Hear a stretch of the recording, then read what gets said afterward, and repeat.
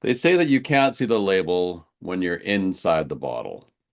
Not only does Laural Carr from Impagination Inc. help people and businesses create a great label, but she then helps put that label in front of the right clients. Now, this was a great conversation with Laural Carr where we got to talk about her entrepreneurial family, and what she has learned along the way, and how to avoid flagpoles. You'll understand that when you listen to the podcast. But she did leave me with one word that she would tell the world: breathe. My name is Warren Berry, and I'm your host and the founder of Instinctive Solutions. And get ready to take a deep dive on my Better the Pond podcast with my special guest, Laural Carr. Laural Carr, not only do you get to help people find more clients, but you get to help them find the best clients. The founder, CEO of Impagination Inc. From Toronto, Ontario, Canada, a fellow Canadian. Laural, I am absolutely ecstatic to have you on the Better the Pond podcast. I'm so excited to be here, Warren. Actually a Northern Ontario girl by birth, so I love this idea of the Pondcast. So you were up, so where up in, I was just up in the Muskokas like 2 weeks ago, which is absolutely beautiful country. Never been there before. So you anywhere in that Uh, vicinity? Even further north, I'm from North Bay, so Oh, okay. So, my whole family's still there. I'm the one that got away. so we're going to find your backstory. This is going to be wonderful. But you are familiar with ponds. You're familiar with geese. You're familiar with, you are right you're Yep, in my habitat. absolutely, I, l- absolutely. And I have a fantastic daughter who is a self-proclaimed bird nerd. I think because of all the birds and that we're like on the discovery trail of our life. So yeah. Laurel, I knew right out of the gate that you and I were going to get along. So we had met. I don't even know how long ago we met at ColbyCon at the Colby Yeah. conference. It was probably a few years back. Originally, started to have a conversation. We were just back there in November and said, "Hey, let's connect and let's get you on the podcast." So finally, we got you here. I've been chasing after you. You're a highly sought after speaker. You're a highly sought after person, and I get the luxury and the honor to be able to have you on the podcast. I mean, is today is the day, Laurel. Today's the day. I love it. So We before we made it get happen. into before we get into you and how amazing you are and how awesome you are, can you tell my audience a little about what Impagination Inc. What is it that you do? Who do you Yeah, serve? Why do you do what you do? Give me a nice little yeah, glossy smart. overview of the company right behind you.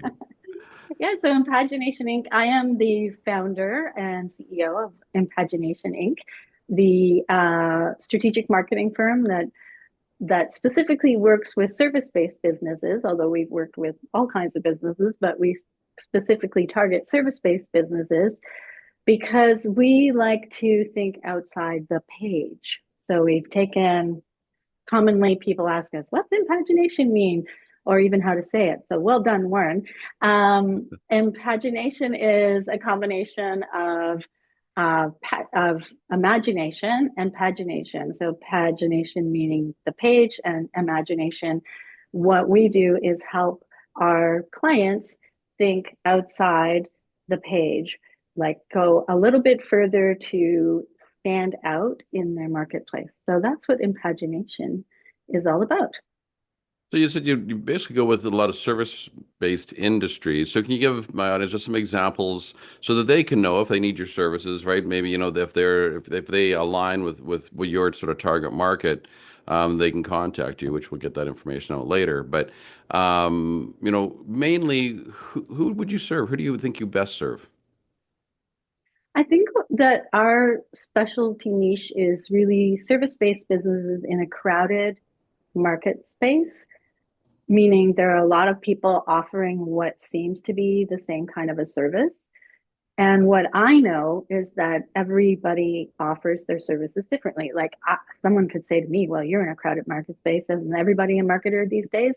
I blame that on Bewitched. But anyway, I I think it's important for people to be able to differentiate. And sometimes when you're inside an industry, it's hard to see how people outside your industry, like your clients, actually see what it is that you do. So helping our clients to understand their unique persona in the, how they show up, how people see them, how they actually provide the services, what's the client experience. All of that is part of your strategic marketing. It's basically when people say, like recently someone said, "Oh, strategic marketing, you mean high level strategic marketing?" I'm like, "Yes, strategic marketing by strategic by definition means it's high level. What we're doing is building a really solid foundation for your marketing. And when we work with our clients, we create that foundation and they run with it for years. So it's a real investment in the future of a business. And it's proven time and time again to help a business grow and continue to use the strategies from that initial action plan going forward. So if I can just sort of paraphrase that just a little bit so I can fully understand it, right? I mean, we all know that you can't see the label when you're inside the bottle. Right. So, you help organizations, people create, basically imagine and create a label on the outside of the bottle so that people can see what's on the inside. 100%. And then we make sure that that bottle and label are in front of the right people. If we're going to use that analogy, which I do love. Okay, so Yeah. not only will you get their bottle and their label, right, in Yeah. front of not only more people, Yes. but you will also get them in front of the right people so that Yes. if someone wants a premium product, well, we put them in front of premium people. Right? Absolutely. And the packaging, the bottle, the label, the messaging all needs to reflect that. In fact, I had a really interesting experience going to a vodka bar in Toronto. And not being a vodka drinker, I'm like, what do you need a vodka bar for a clear, apparently odorless, tasteless beverage? Well, I couldn't be wronger, right? there, there were, in the tasting, I think you got to try six different ones, and of course, one is made of corn, another one's made with potato, and another one has wheat from wherever, and someone else has water from a glacier. I mean, This is all packaging. This is what branding is all about, right? So we want to find out what are those what's your secret sauce? What are those ingredients that make you stand out in the marketplace? And like you said, most of us, are don't see the water we swim in, right? So we are the ones that, I bring my marketing ears, I listen to what my clients say, I talk to their clients because honestly, it's really more important to hear what your clients say about you and what they experience. And put that together and make sure that it's something that really fits. So it's very personalized and customized to each client. I love it. And this is going to be a loaded question, but what kind of results do people get? I got the best comment recently from one of our clients who said that when they started working with us, which is 15 years ago, and so we've been working continuously for 15 years, they were going after a client, let's say, that had $1 million uh, revenue. After working with us, they realized no, their best clients had 10 million. Mm. And now they're after 100 million.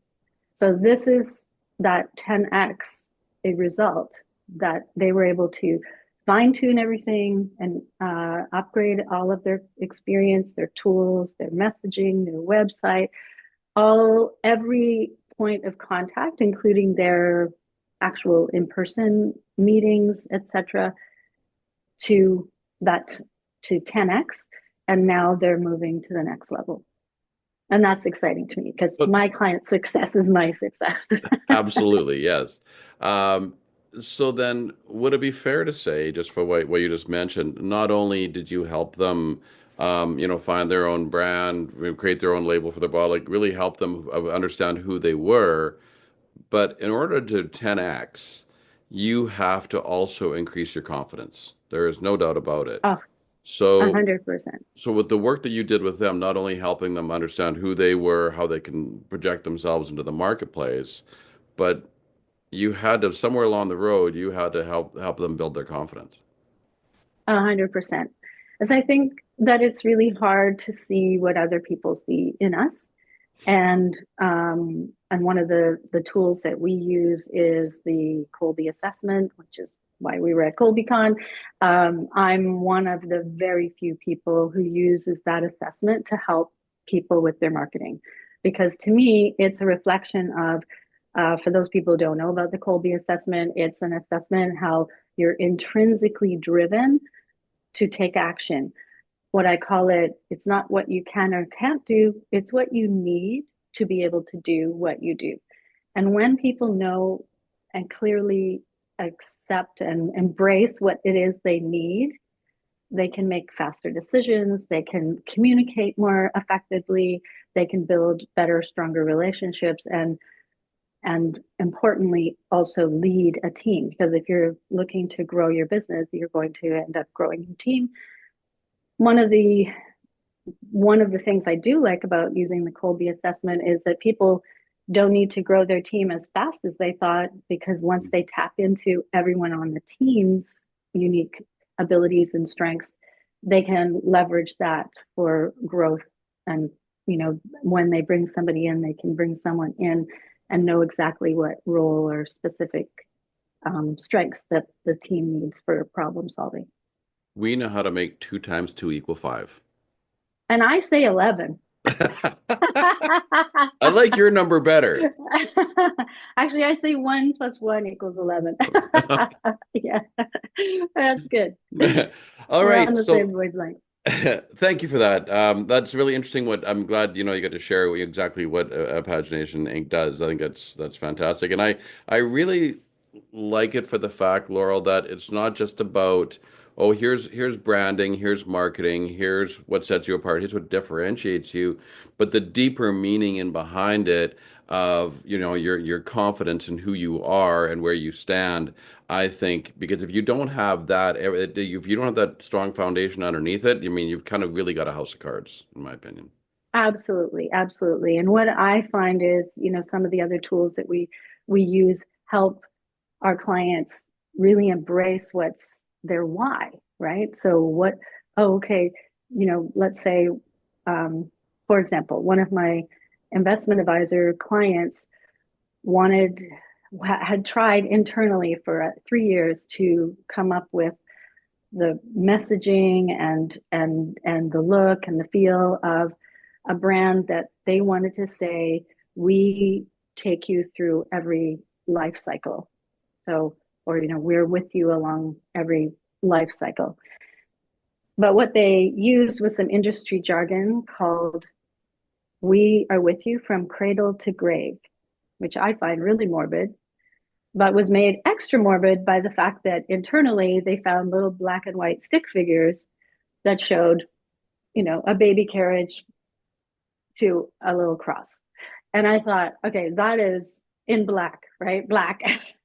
So I'm like, okay, intervention time here. We cannot call it cradle to grave. I know that's an industry sort of jargon that commonly gets used.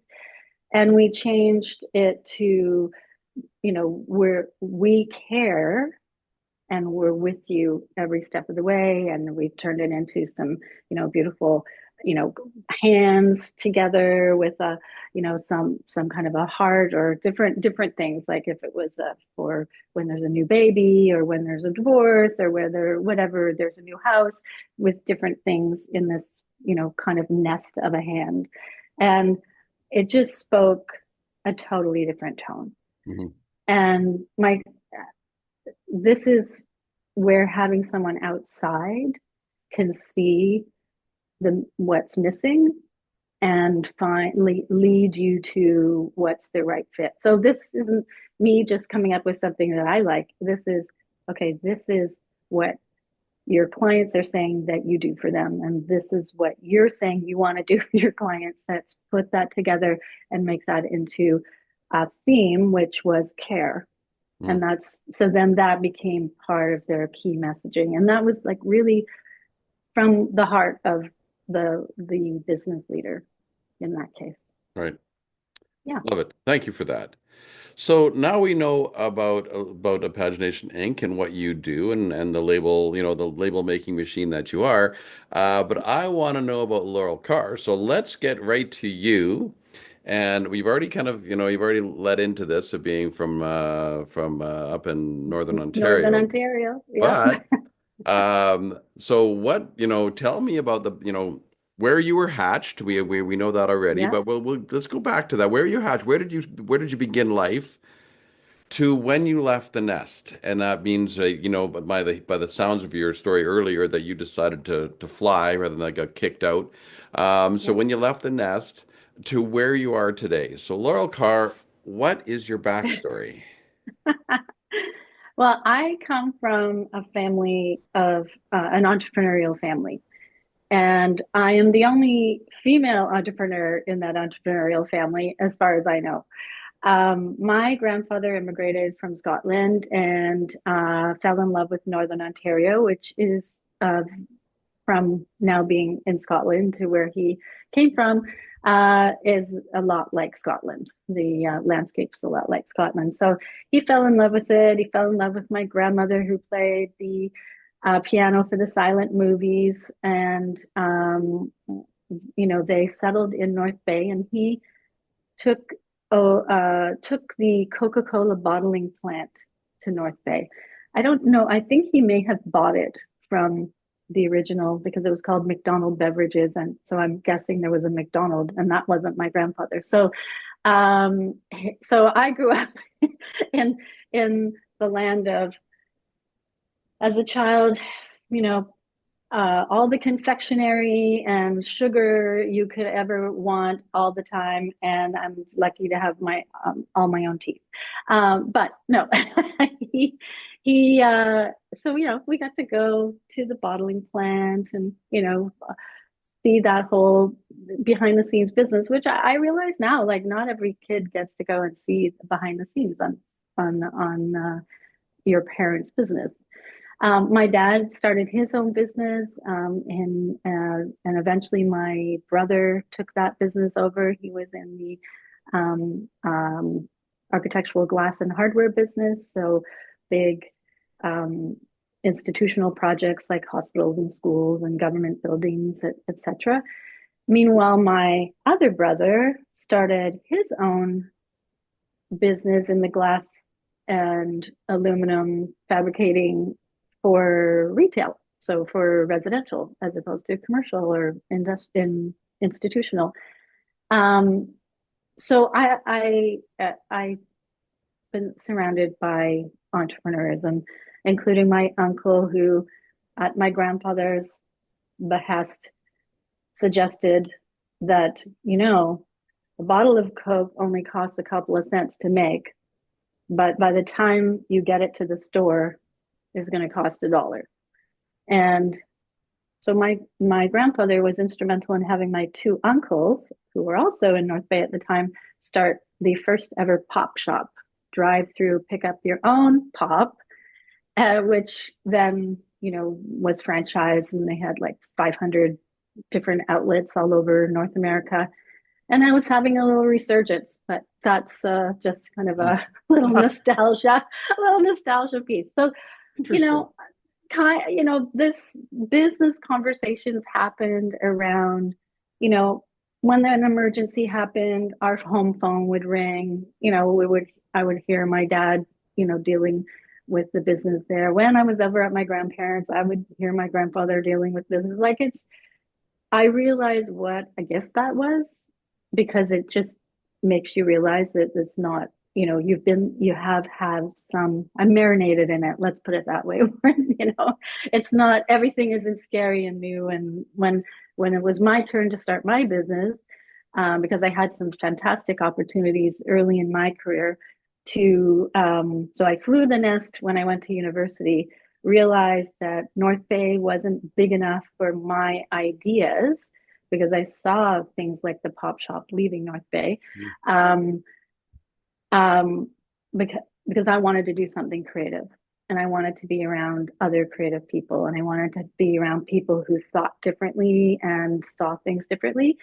So I, on a flyer, took a summer job at the Art Gallery of Ontario, ended up getting hired there, had a wonderful experience there that led to me, because it was in the education department, led me into an opportunity where I was training designers on how to use computers to create graphic design, um, which was fun dealing with designers. And then I realized, oh, these are creative people. These are my people.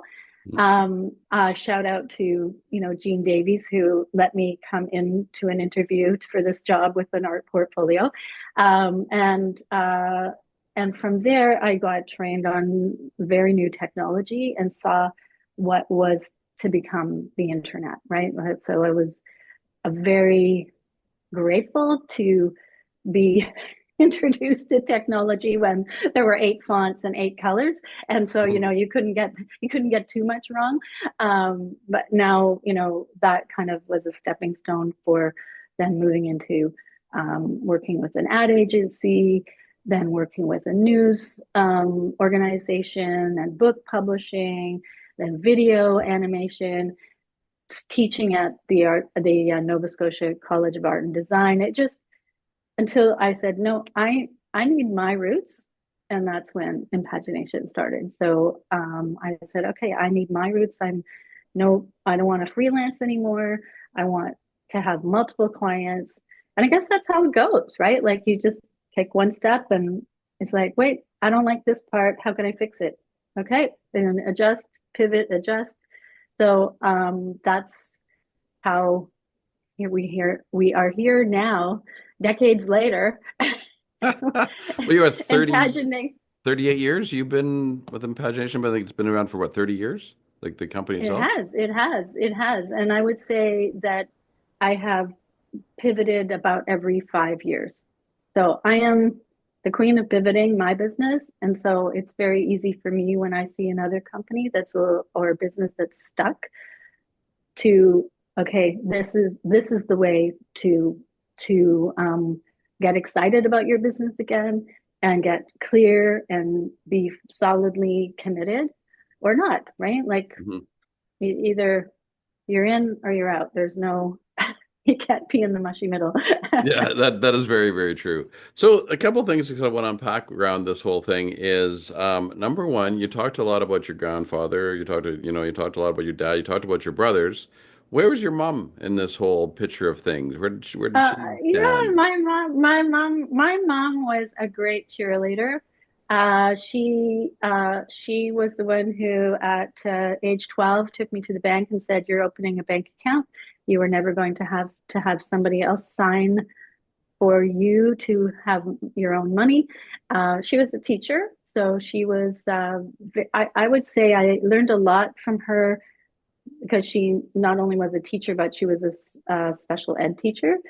She really understood that people learn differently, that they respond differently, that everyone is different. She had 4 kids, but she knew that everyone was different and needed to be, you know, communicated with differently and all of that. So I appreciate that from her. And she was the one in the background, Warren, doing all the investing. She was the brilliant one with the money. Really? Yeah. Yeah.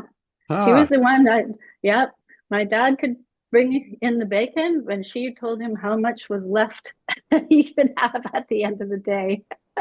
That's what she was very, she was very, it was her generation, right? Hmm. Is that she did not want to see her daughters, not be able to get a credit card, not be able to buy a car or a house or whatever without someone else being responsible for that. So yeah, she was the she was awesome. Would you say that, I mean, there's a lot, obviously, there's a lot to unpack there, what the things she taught you, but did she in a way, teach you how to be an individual? Did she teach you something, to have confidence and individuality, to take care of yourself? That's a really great question. She might say that I had a little too much individuality. I'm not sure.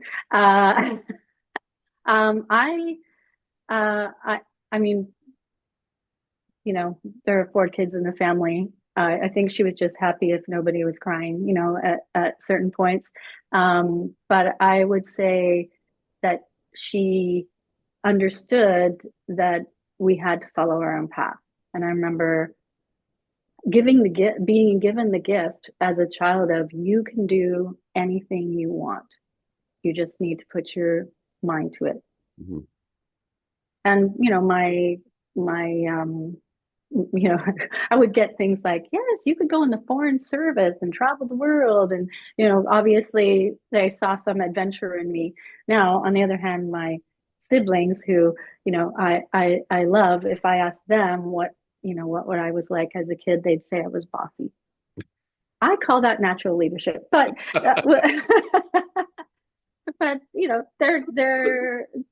but What label is on they the outside of that bottle? exactly. I just had ideas and put them out there. And when I had my daughter, and she would come to me and say, "Okay, we're going to play this, and you're going to do that, and the stuffed animals are going to be these people." I'm like, "That's what they meant about bossy." I just like, I call that she's leading, I'm following. We're all leaders sometimes, we're all followers sometimes. Warren. Yeah, I get You that more gotta. than anybody. So if you look at, so the things that your mom taught you, and that's sort of one more question for you, but what do you think the number one lesson was that your dad taught you? If you were to kind of sit back and think, what would be the number one thing you think that you walked away with from your dad teaching you? Always be truthful, honest, have integrity. Hmm. Yeah. Got And sometimes that was hard to hear, it. right? Mm-hmm. From sometimes the truth is hard to hear. Yep. I I have, developed my communication skills around that. And I use a filter too, like, um, is it going to make any difference at this point? Like, Hmm. if it's not, then we don't go there, right? Yeah. If it can be improved going forward, then one of my favorite things is going forward, we need to avoid this or we need to do this. In fact, I have an entire monthly workshop that I offer called the Best First Action Master Planner. That's all about that. How do you turn something that didn't work into something that's going to work, right? Hmm. What's the process to go through? And sometimes it's a success, but you haven't actually, because it didn't go the way you thought it was going to go, you don't think it's a success. But that's where, being the marketer, I can, like, well, actually, you moved the dial. You didn't move it to where you thought, but you moved the dial. Hmm. Let's move from there forward. Right. So, yeah, I love those sessions. It's basically, ask me anything marketing related. And, because people have so many questions, like, what do I do about AI? What do I do about social media? What do I do about, you know, how do I do this? How do I use this? So, and then we look at, well, what is the problem you're trying to solve? And Right. where is it now? And is it stuck? Okay, let's move it. Let's move it out of stuck. Right. Yeah. Beautiful.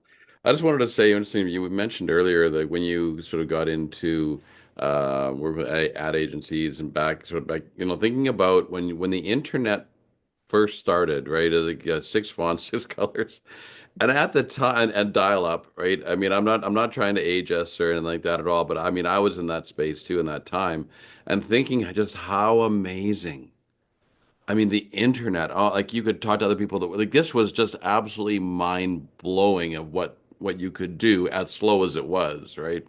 But the possibilities were so endless, and we look at now with a phone and AI and everything that's happening is just how far it's come. So the youth and the people that have it now would never understand it before internet. I mean, you picked up the phone and talked to a human. but just how simple it was at the beginning things and how mind-boggling it was to actually comprehend what could be. Yeah, yeah. I recently saw a movie from the 60s. Oh my goodness, will I remember the name? It was about a diamond heist. And I was watching it and going, oh my gosh, it's going so slow. And then I remember, oh, right, it was the 60s. This was the level of our attention span, right? Yeah. Now, like I am just blown away by what I see in terms of younger people and their adoption of anything technological. In fact, I'm actually surprised at the level that I've been able to adapt to it, but it's nothing like, what probably our kids and their kids, Yeah. what level they're at, right? They'll look Yeah. back and, remember when? Yeah, yeah, yeah. Yes. Well, they're probably saying that right now, Warren, listening to us. That's true. That's true. So We so need I to think it's talk just faster, fascinating. Warren. Yeah, talk faster. All right. Well, thank you for the backstory. It's great to get to know, you behind the scenes, but you behind the label and bottle. So I wanted to see inside the Yeah. bottle. So that was fantastic. My next question for you, Laurel, is sort of what's the number one thing, and it can be positive or negative, right? What's the number one thing that's happened to you that has ruffled your feathers, and how did you Hmm. respond to it? Oh, excellent question. I would say um, having a child when you're a business owner, women in business, is a big change. Um, I recognize that I couldn't imagine, you can't imagine because you don't have a child and you're working 16 hours a day and you have people that you're, managing and clients and projects, and you're just hoping nobody thinks you're pregnant and because you're not haven't figured it out yet. And then, this concept of taking a year off, this is not even possible for women in business. So I would say, this was a welcome interruption that required me to rethink everything about my business. So I actually joined the strategic coach program, which Hmm. is, uh, I was hungry for that, everything that came from that to help me, pivot my business. I already had a team. I and I it changed the way I saw my role and the value that I bring to my business. So and I was determined not to miss my daughter's life. So, and I would say that has has been successful and continues to be successful. But yeah, it was that was a big change. So I would say that was a big and it was after 10 years of being in business, right? Hmm. So that was kind of also a pivot point. I think we had my 10th anniversary um, event at our new office. So we had moved to a new office so that there would be more space and all of that. And that was the first time people realized I was pregnant, and I gave birth like a month later. So it was like, you're pregnant? Oh, so yeah, it's like, yep, everything's good. It's all taken care of. But yeah, a lot of, I don't know if I don't know if men in business get that, because I know men and fathers now are much more involved with their children's lives.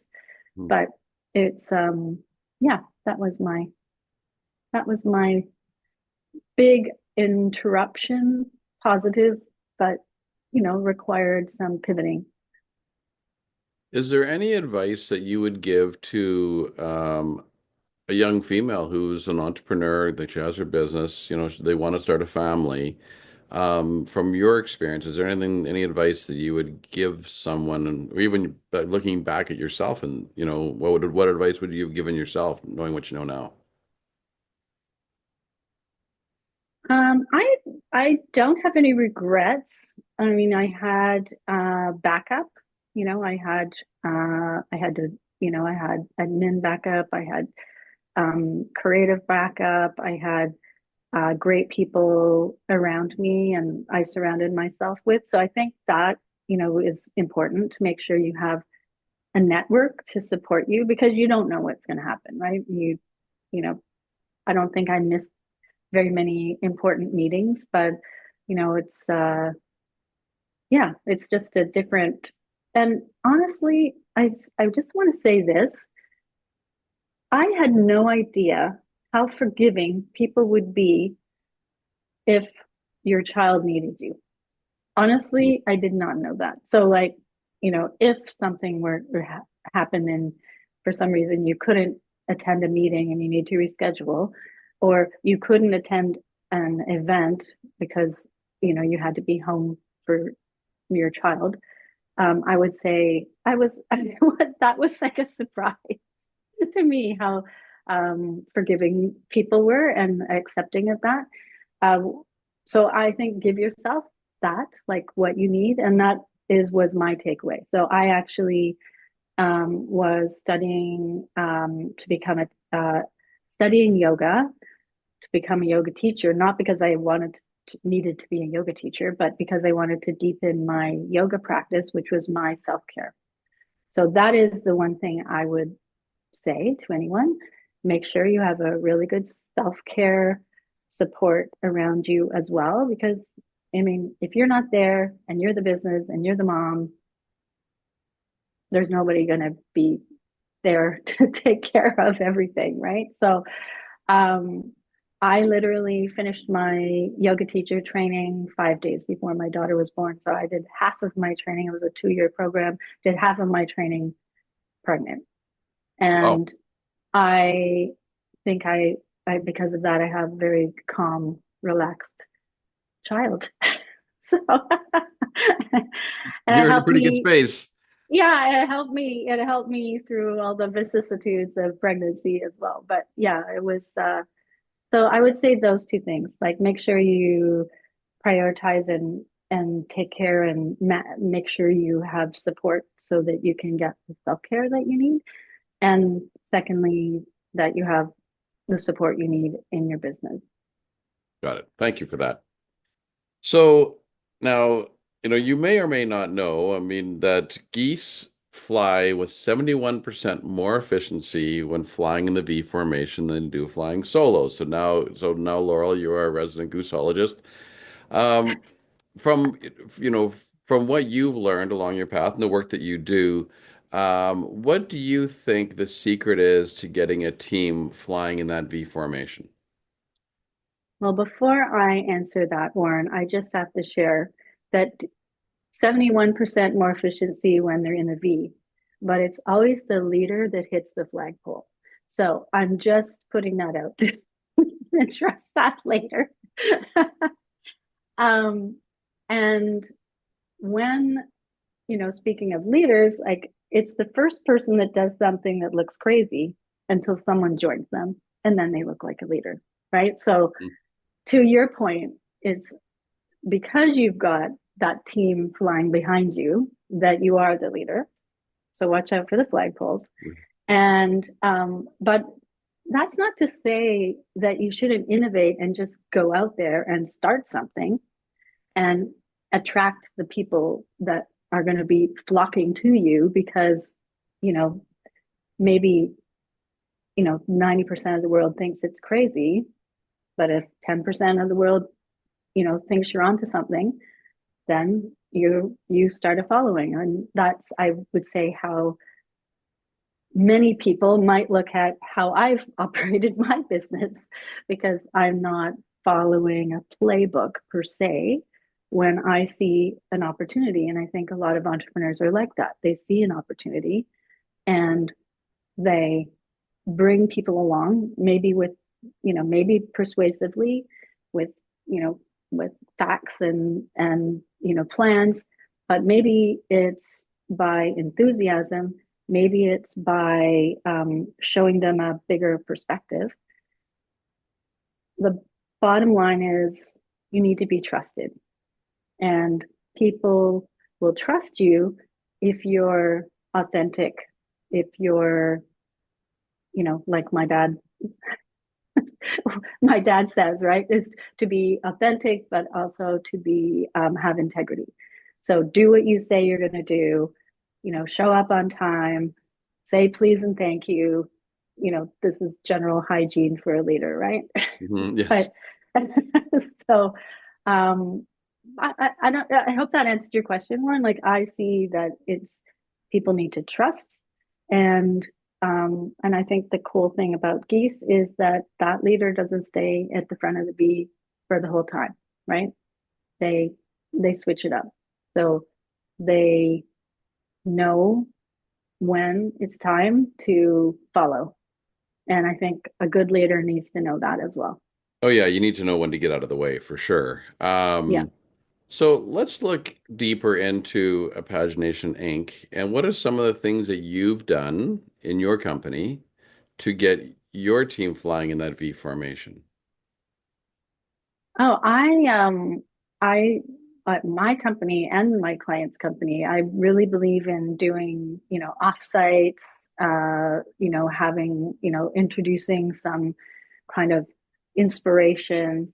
It's one of my values is to inspire others. So I share that inspiration with my team. I share it on my social media, and I share that with my clients. So from some of my clients have Impagination organize some offsites for their teams so that they can have someone else facilitate, right? It's when you're the internal leader, if you're the leader of the business or the internal leader, people, you don't get to participate equally with the rest of the team. So having a good facilitator who can ask good questions, who knows your team, who can listen with full you know full ears on. It's one of my strengths, my fascination advantage strengths is the mystique. I'm a very good listener, so I call those my marketing ears, and I can get everyone to articulate and refine until they have a message that or a theme or a direction that they all agree on. Because it's not going to be me pulling them. They have to go, right? They have to take themselves. Although I've been asked many times, oh, can you just do it? No, you have to do it. Funny You're how the that one with works. the trust and the integrity with your clients, and so or with your referral sources or whatever. So, um, but yes, that would be one of the things that I do both for my team and for others. Yeah, so obviously if you say about getting a team or or an organization flying in that V formation, whether that's for your company or for the companies that you work with, that would be very important to you, is sort of what I Uh, heard from that. Absolutely, absolutely. So And I with love that people show up, within a company who is not the business leader. I love that that there are people on the team that volunteer for things, right? Because they know either through the Colby assessment, through our workshops together, their self-awareness, they're like, oh no, I'm the best person for that. So with that, let's just do a little shout out. Yes, So that I know that coming up, you're going to be doing the business leadership breakthrough absolutely. in Toronto. So you're doing an in-person live workshop, which I'm sure this will not be the only one.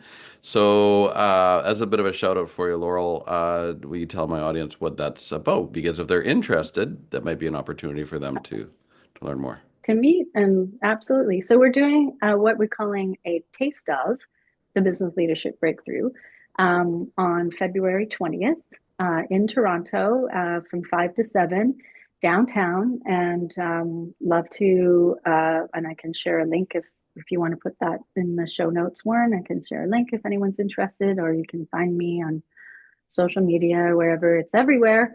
We're excited to bring leaders together because leaders don't have other leaders to talk to. This is one of the things that we've discovered. It's one of the reasons that my clients talk to me because they need somebody outside their organization sometimes to give them some support around, what's the best direction to go in. So we're calling the event on February 20th, Transform into a More Confident Leader. So we're expecting everyone who is attending to be a leader, whether they're an emerging leader, whether they're an inspiring leader.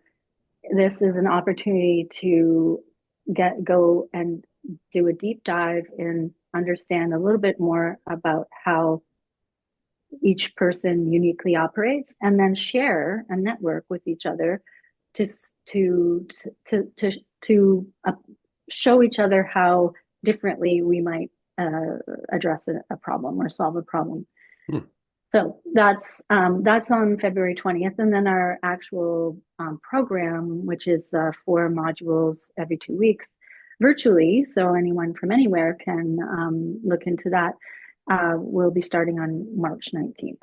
So that's the next cohort, and again, it'll be virtuals, but you'll get to connect with other leaders and do a deeper dive into the tools that we're going to be using to help people become a more natural leader, which should lead to leading being That was easy. easy, which is my goal to make things easy. Make things easy. Love it. So yeah, we'll make sure we get that in the show notes so that people, if they're Yeah, interested, they can contact you and get more information and whatnot and therefore. So there's the plug right there for you. So thank you, you're Warren. I welcome. appreciate it. You're welcome, Laurel. My next question for you is, what are you doing to better the pond? What are you doing to make the world a better place? And that could be either something that you're doing through the company, maybe something that you're doing for yourself, on an individual basis. What ripples are you creating out there on the pond that we're all in? Oh, beautiful question. So many things that I want to share. So, first of all, I'm a big fan of physical greeting cards and mailing notes to people. And what I do, and I have one right here, my latest favorite, is I find artists that make custom cards. So, this Ah, one is by an artist and so it's hand colored, hand made. And this was a card that was sent to me by a friend of my daughter's when my mom passed away. And I said, I need to meet this artist. We went and had coffee. I ordered custom cards for her. And now I have a great card that I can send out, on someone's birthday. And since you like birds, I'm sorry, but I don't know if I'll have to see if she has any geese, but I she really has like the geese. cardinal because I like red. So yeah, so it's all in my brand, and I just love working with the artists to come up with cards. So we actually do that for some of our clients for their holiday cards. We get custom have artists custom make a design in our clients' branding.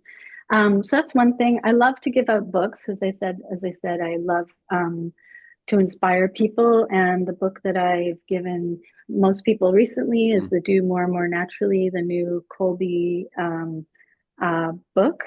And we every month when we do our monthly Best First Action Marketing Accelerator, we have spots open for minority businesses. So it could be a woman in business. It could be someone BIPOC, Aboriginal, anyone who wants to come there. We reserve some spots in that monthly accelerator, which is always on the first Thursday of the month.